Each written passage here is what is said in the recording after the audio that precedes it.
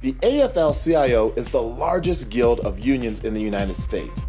12 million active and retired workers are represented by up to 55 national and international unions. The AFL-CIO was formed in 1955 when the American Federation of Labor and the Congress of Industrial Organizations merged. This merger was made possible largely due to the stewardship of the AFL's president at the time, George Meany. First, let's address the important distinction between the AFL and the CIO. Founded in December 1886, the American Federation of Labor was the largest assembly of craft unions in the United States for the first half of the 20th century.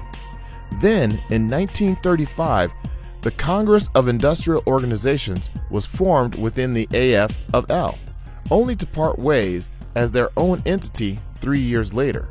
In its statement of purpose, the CIO said it had formed to encourage the AFL to organize workers in mass production industries along industrial union lines.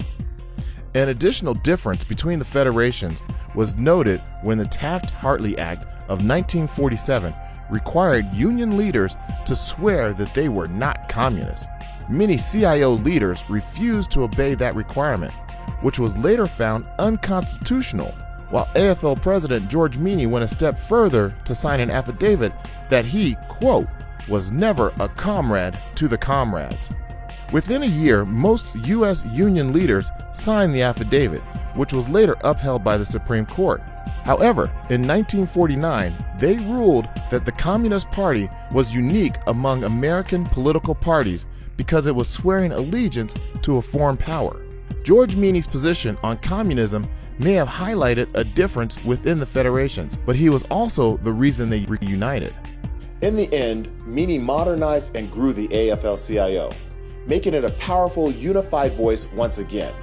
With his leadership, the labor movement saw unprecedented gains for working Americans and put muscle behind the civil rights movement, insisting on an end to both workplace and community discrimination.